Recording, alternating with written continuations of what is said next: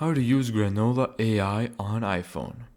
So first, let's open up the app and then accept this agreement and continue with Google or Microsoft or whatever you want.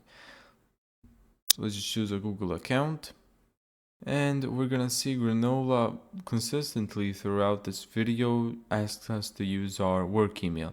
However, you don't have to use your work email, it's just recommended. Let's continue without our work email.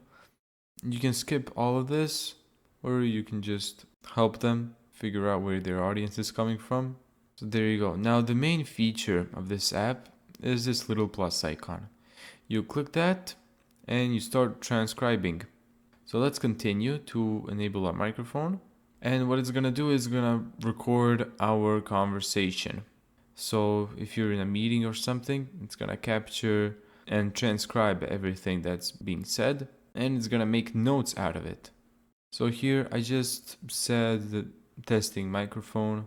It noticed that I was just testing the microphone and that there was no actual meeting going on.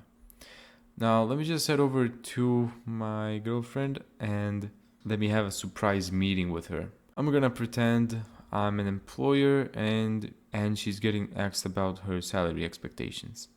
So now we finished the conversation. Let's just wait for the Granola app to generate our notes.